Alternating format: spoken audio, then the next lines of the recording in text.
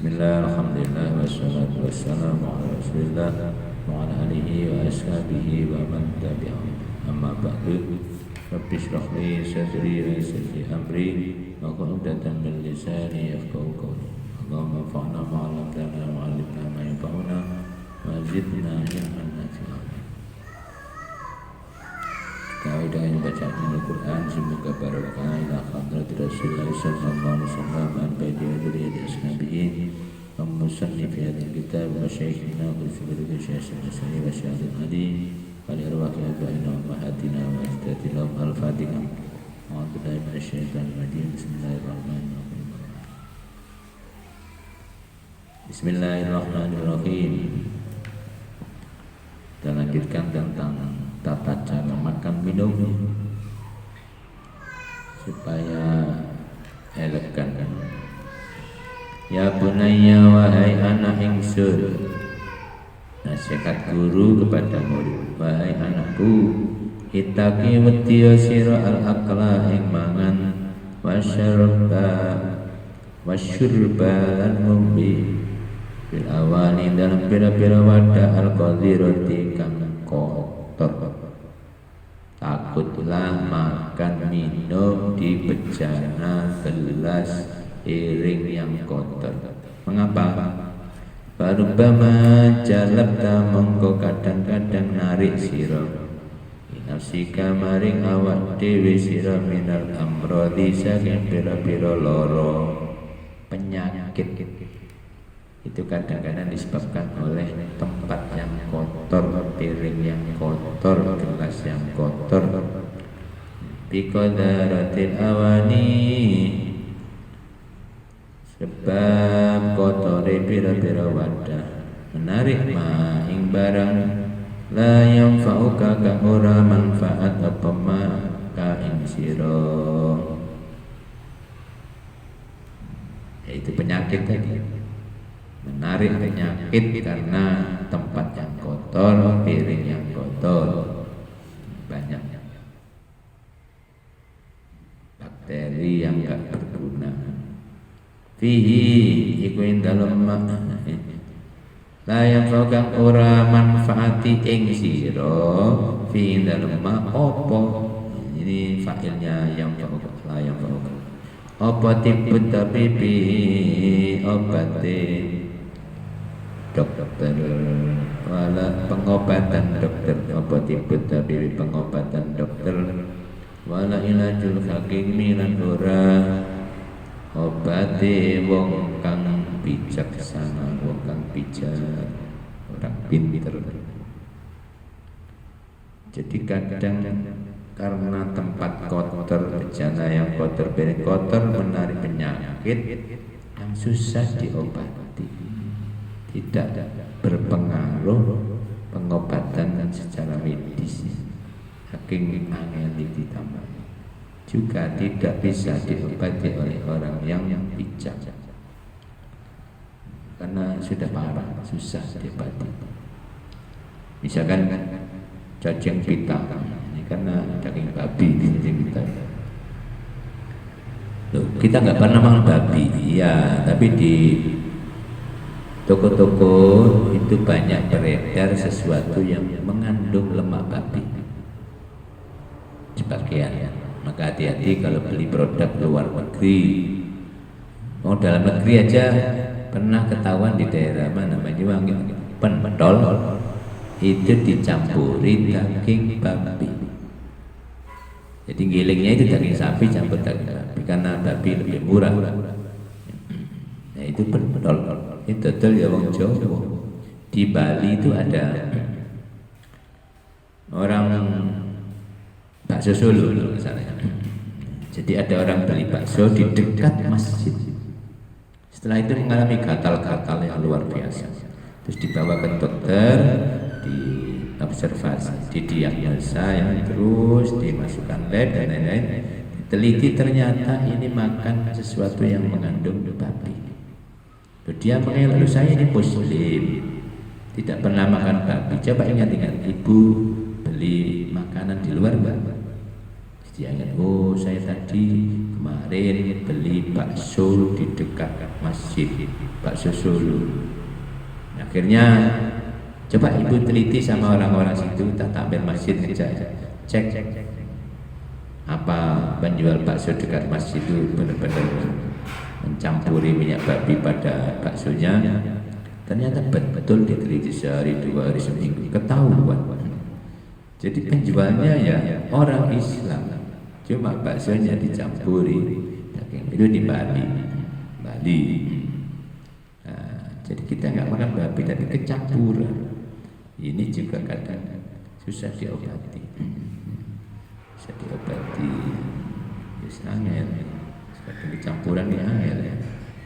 Ciri-ciri orang makan barang yang nggak benar, baik haram logatnya maupun haram cara memperolehnya, itu dijak ibadah itu angel, jak poso angel, jak terawih angel, dijak ngaji angel, dijak sholat angel, itu mungkin kemasukan yang tidak benar, salah satunya yang dimakan, yang diminumnya.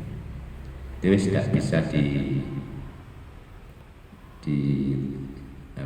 dipungkiri, tidak bisa dipungkiri. Salah satu cirinya ini, karena yang haram itu bisa membuat orang bertindak tidak baik. Ada cerita ya, dia cerita begini, ada orang tua ya, dia itu menyimpan uangnya di 2 kardus. Sebelum meninggal dia wasiat kepada anaknya waktu sakit, nanti saya meninggalkan uang 2 kardus, 1 uang panas, 1 uang dingin. Maksudnya 1 insya Allah halal, yang 1 remeng-remeng, bisa haram. Terus dia tidak sempat tanya kepada ayahnya mana yang haram, mana yang uang yang halal. Terus meninggal ayahnya, dia ingat bahwa tinggalannya 2 kardus ada uang panas masih. Terus dia angan-angan, ini yang boleh digunakan yang halal, yang panas, yang haram nggak boleh. Tapi yang mana? Kardusnya bodoh, ternyata nggak ada tulisannya uang haram, uang halal. Kardusnya bodoh, karena tekan kan. Terus dia ngenangan coba, terus tanya Mbak Yai, nanggini Yai kampung, Yai, apa nak? Kalau ini nggak ada tinggalan duit 2 kardus dari orang tua, katanya 1 panas, 1 halal. Ya. Tapi kardusnya sama, nggak ada tulisan. Gimana cara mengetahuinya? Mau saya buang semua ya, sayang ini duit banyak. Mau dimakan semua, ada yang haram. Kata kiainya gampang. Loh ya apa ya kok gampang? Ini sampean juga sak lembar, sampean wae tondo sing kardus 1 sampean beri tanda. Yang kardus 2 ambil 1 lembar beri tanda. Nanti kamu sedekahkan pada orang yang berbeda. Oh, umatnya ini dia teliti. Terus dikasihkan pada yang 1 lembar, kasihkan pada orang tua perempuan, saweneng kayak 1.000 tak kayak tuku rokona kata Ramadan buat beli mukna. Terus yang 1 disedekahkan kepada pemuda. Oh, pokoknya ngawur pakai pemuda. Ternyata pemuda ini adalah digunakan untuk beli minuman keras, mabuk-mabukan. Terus dia lapor lagi pada Yai, sing wingi sis tunggal atus kula sedekahkan ngene mbah tua, ternyata dibuat beli rokok mukna. Yang 1 saya sedekahkan kepada pemuda, ternyata digunakan untuk membeli minuman keras. Kata yainya sambil senyum, ya sudah ketahuan kan, duit yang halal ya duit yang kamu sedekahkan kepada orang yang tua itu. Kardus mana itu berarti halal. Sedangkan duit yang kamu sedekahkan kepada pemuda yang untuk membuat itu berarti duit haram, jangan dimakan, obong. Nah itu pengaruh. Jadi tandanya kalau makan barang haram itu ya sih elek. Sama dengan penjudi itu bukan untuk menghidupi istrinya, menang judi gede, oke foya-foya semacamnya, istrinya tetap kaliran. Itu wis gawane. Jangan tanya, rata-rata orang maksiat ya itu, penipu dan lain-lain. Bukan untuk menghidupi istri, anak istrinya, oke foya-foya senang-senang.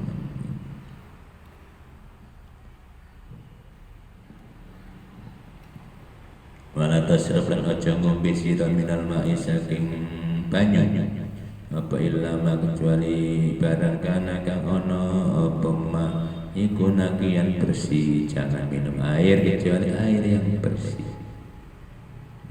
Minal adroni saking pira-pira kotoran. Ya air itu memang ada yang bersih ada yang tidak, tapi kan nggak kelihatan. Nah, ya kita pastikan supaya bersih. Misalkan kalau kita beli air mineral, insya Allah ya bersih, pastikan tidak melumut ya. Nomor dua, kalau air sumur ngambil sendiri, ya lihat sumurnya. Kalau sumurnya dekat WC, kurang dari 11 meter itu ya biasanya bau WC, jangan diminum ya. Terkontaminasi WC. Maka nasihat secara medis kalau buat sumur jaraknya dengan WC harus di atas 11 meter. Kalau enggak mesti sumurnya terkontaminasi septic tank, tempat penyimpanan kotoran dari WC. Itu namanya air kotor, enggak bersih. Jadi kita minum air yang bersih.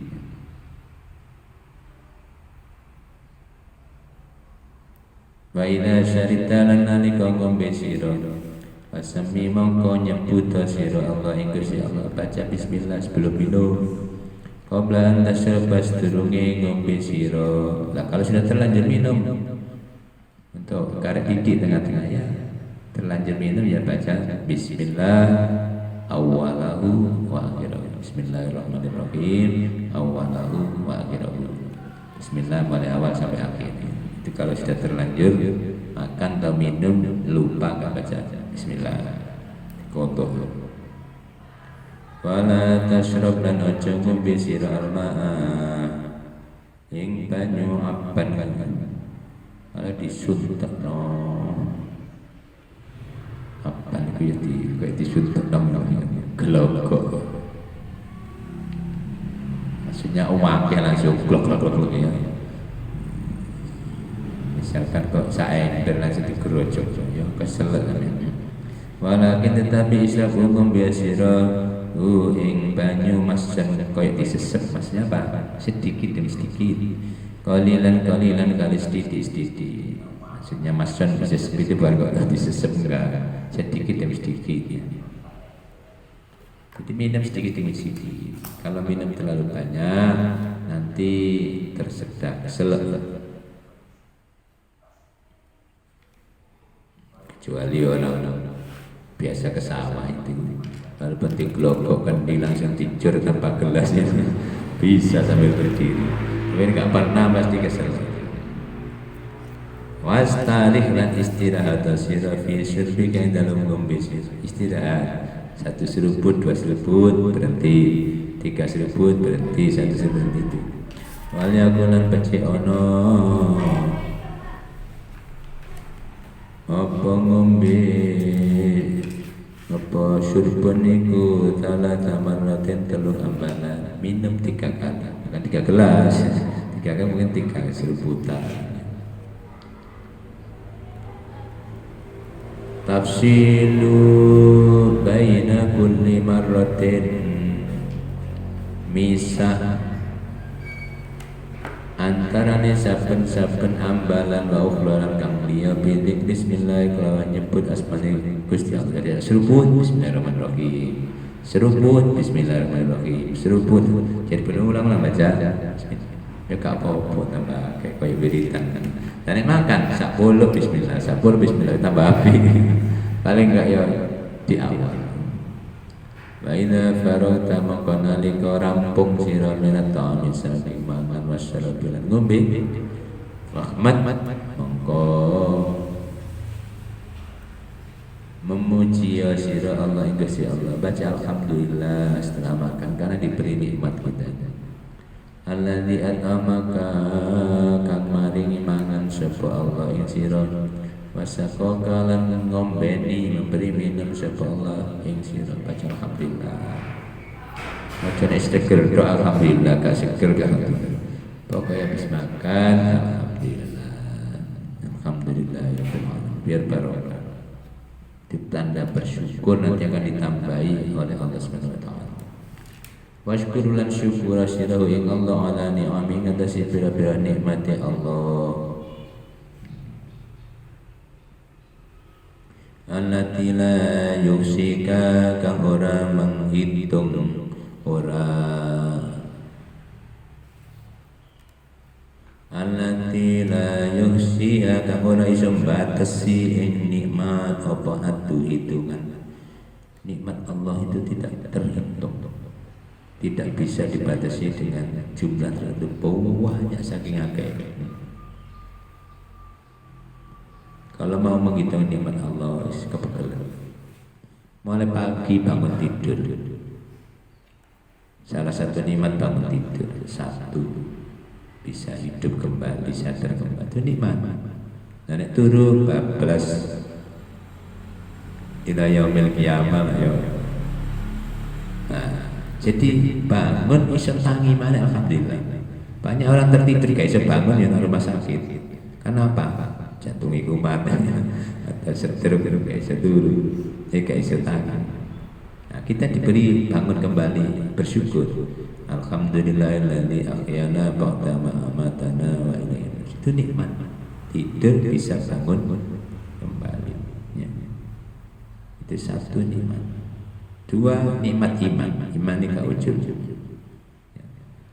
Tiga, kotoran di mata disisih sampai Gusti Allah jenenge kekek. Itu wis satu nikmat. Kadek kipasi kocok resi. Umpama tidak disisih sampai Gusti Allah sudah menutupi mata kita, tambah nanti bisa menjadi buram kabut. Untung di sisi Gusti Allah kita tinggal ngersihin nang pojokan beriman. Itu nikmat. Iso angop iso balik mana nikmat. Ya apa bawa angop mangap. Iki iso balik ya repot gitu. Ya welek ya belum. Pemana sing boga ngentune ya angop iso balik isi. Jadi angop iso balik itu nikmat. Jadi banyak. Dan kalau kita nilai dengan uang itu besar sekali. Dua alis menulis alhamdulillah. Coba kadang-kadang aneh. Mesin alis sih dicukur-cukur. Mana boleh ditambahin pensil. Sing wis enak dicukur ditambah-tambah. Enak sing dicukur diwai alis karpet kretekan. Jadi sekarang ternyata ada alis kretekan. Hati-hati alis palsu kretekan. Hitam tiga hitam palsu. Jadi kalau kita hitung itu besar nilai ini. Jadi ngerambut alis itu piro rekane. Gurung alis, gurung hitam pe, gurung polesan pipine, gurung polesan liane. Wae biaya. Paling murah ya udah karungan udah FIFA. Wallahu ta'ala Gusti Allah ya tawalla kang ngatur sapa Allah hidayataka ing petunjuk sira wa irsyadaka lan tegese nutuhaken ing sira. Allah yang memberi petunjuk kita untuk bersyukur untuk lain-lain. Maka kita syukuri sekarang. Syukuri nikmati, syukuri nikmati syukuri. Nah, itu apapun kalau kita nikmati itu rasanya enak ya. Apalagi lapar. Lapar itu walaupun nasi putih tanpa sayur tapi disoi banyu putih, oh nikmatnya seger. Mungkin kalau yang perlu nanti perlu nyoba. Dulu Mbak Yai juga seperti itu. Ya kalau jangan asam ya air putih disiramno nang sego. Wah, wis seger. Ini kalau lapar dan tidak ada yang lain jadi nikmat sekali. Kenapa enggak ada yang lain? Tapi nek prasmanan banyak, oh gak mungkin disoi banyu putih. Gitu. Rawon, lodeh, sayur apa sing ada susu. Tapi kalau nggak ada, satu-satunya itu pasti nikmat ya. Bahkan Cina itu nek guru suge, makan bubur berkecap. Kita ini nyetak botol gurung untung ya, wis nang warung makan juga PT. Nah ini yang harus kita rubah. Guru bayar enak wis makan enak. Nek wis nyaman kita makan. Tapi kadang-kadang orang kapan ngenteni enak ya gak iso makan enak ngenteni sugi. Nah, ini dari perusahaan itu kalau belum aman belum profit betul ya jangan makan enak-enak, jangan hidup enak-enak. Puasa dulu. Puasa dulu. Nah, itulah memanage kehidupan. Jadi ringkasnya kalau kita mengikuti sunnah Rasul, makannya didoakan, baca bismillah, baca alhamdulillah, makannya yang bersih dan nunggu lapar, insya Allah sehat-sehat saja. Orang sakit ini kan karena satu mungkin kebanyakan makan, sakit karena kakean mana, kakean gula ya diabetes, kakean sing santan ya kolesterol, kakean lemak kolesterol. Jadi satu kebanyakan atau kurang makan, kurang gizi, kurang makan, sakit atau salah makan. Lo nggak makan situ kau pedes-pedes sebelah, salah makan. Jadi kebanyakan makan, kurang makan, ya, salah makan, telat makan, telat makan. Jadi hindari empat ya. Kebanyakan makan, kekurangan makan, salah makan dan telat makan. Ya, pas insya Allah ya. Tertib. Ad-Darsul Fatih Asyara Utawi pelajaran yang nomor 11 iku fi adabil ibadat dalam tata krama ibadah wa adabil masajid lan tata krama pira-pira masjid. Jadi ibadah itu ada tata kramanya, ada aturannya, sopan santunnya. Ya yang sesuai dengan yang digariskan oleh Rasulullah itu ibadah yang bagus. Takbir, gak usah banter-banter yang berlebihan. Yang penting dirinya dengar. Kalau teriak-teriak itu seperti demo. Takbir, apa? Nah ini kurang sopan ya. Ya wis biasa saja. Yang penting dirinya sudah dengar. Itu namanya sopan santunnya ibadah. Makanya makruh orang sholat kalau mengering. Makruh. Walaupun dia tentara ya ojo mengkerik ngono ya sendak koyo sing digarikan Rasulullah sapi.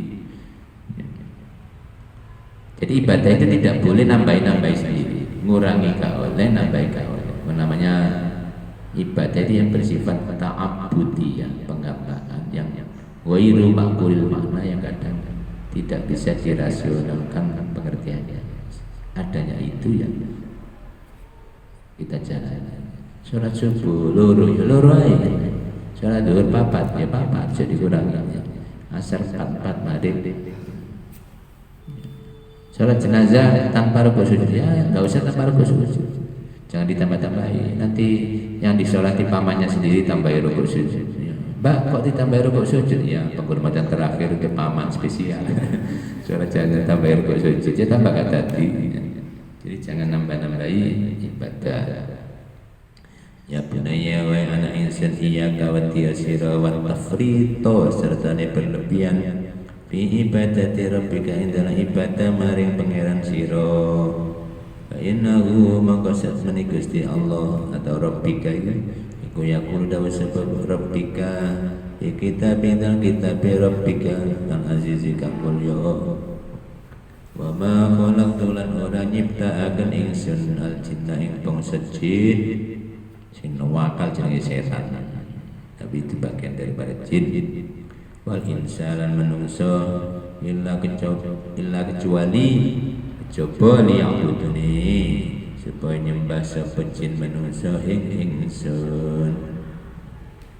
Aku tidak menciptakan jin dan manusia kecuali agar beribadah pada. Jadi hidup ini untuk ibadah.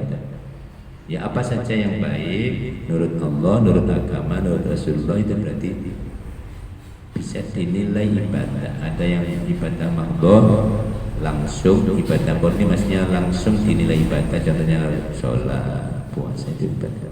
Ada yang ghairul mahdhah, ibadah yang tidak murni dinilai ibadah kecuali diniat ibadah, contohnya makan, olahraga, itu bisa dinilai ibadah kalau kita niati ibadah. Cari nafkah, jual beli di pasar itu bisa dianggap ibadah kalau kita niati untuk ibadah. Mauridu orang ngarepaken ingsun minum saking jin manusia berizkin saking rizki, aku tidak minta rezeki kepada jin manusia.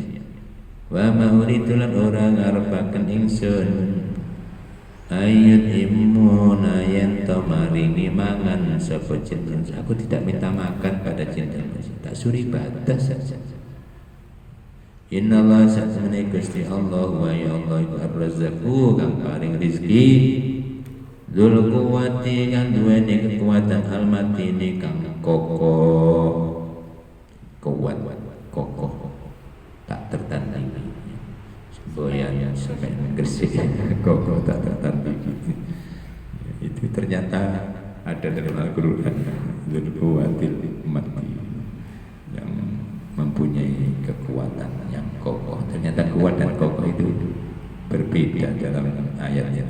Buktinya dibuat sifat tersendiri, dzul quwwatil mati, kuat dan kokoh. Orang kuat belum tentu kokoh, yang kokoh insya Allah kuat.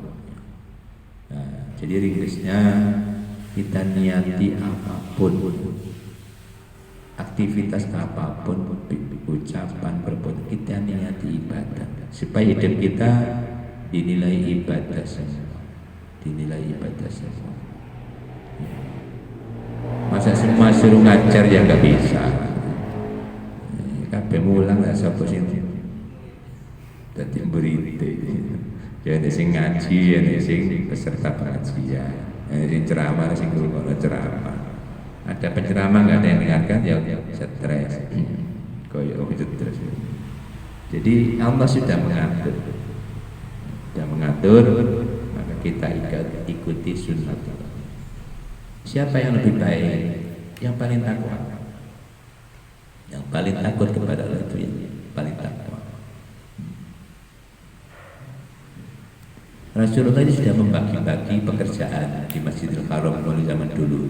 Juru kunci itu satu keturunan, bahkan selambu Ka'bah atau memberi kiswah itu satu keturunan, bahkan memberi minum orang-orang haji itu satu keturunan. Ini tugas mulia semua. Gue gak kenal, aku pengen jadi imam aja. Masa semua jadi imam, ya repot. Ya ada yang jadi imam, ada yang takmir, ada nuduk kentongan, ada nuduk beduk, ada yang nyapu-nyapu. Buktinya begini, zaman Rasulullah itu ada apa mak-mak apa mbok-mbok, orang wanita yang tua yang bagian ngurumno lampu masjid, menghidupkan atau nyumet lampu masjid, sampai nyapu-nyapu, jadi cleaning service. Kemudian ketika Rasul berangkat jamaah, kok gak kelihatan mana mbah yang sepuh itu? Tuh, sudah wafat kemarin Nabi. Tuh, kamu kok gak beritahu saya? Ya karena malam-malam itu gak enak mau beritahu. Ayo, mana tunjukkan kuburannya? Akhirnya ditunjukkan kuburannya, Nabi menyolati penduduk. Nah, jenazah yang disolati dan didoakan Nabi, doa Nabi mustajab, insya Allah mustajab. Nah ini Rasul. Jadi si human lampu aja mendapat perhatian besar karena tugasnya yang ya. Jadi jangan meremehkan tugas, walaupun hanya nyapu masjid dan menjunut lampu. Kayak lampu ini kayak saya ngaji, kayak sing bukan kunci, kayak saya jamaah. Nah, itu jadi semua penting, sehingga kunci penting, guru yang penting, kepala sekolah penting, semua penting. Dicontohkan begini, mobil itu yang penting setirnya apa, pentilnya, ban, semua penting. Setir jinnya, pentilnya bocor, gembos ban, ya gak bisa melaku, walaupun sekedar pentil penting. Maksudnya kecil juga penting, jangan diremehkan. Sebaliknya barang kecil kadang mencelakakan orang, jenenge kelilip. Kelilip kena anggene mripate sopir ya iso dobro. Masa ada kelilip segede onde-onde kan gak ada. Ya kelilipan ya cilik tapi bisa mencederai orang. Maka jangan sepelekan, jangan meremehkan yang kecil. Kadang-kadang yang kecil bisa mencelakakan kita. Jangan meremehkan amal yang kecil, kadang itu justru yang dinilai besar pahalanya oleh Allah SWT. Saya kira itu yang bisa kami sampaikan. Mudah-mudahan bermanfaat. Wabillahi taufiq wal hidayah wa ridha wa hinayah.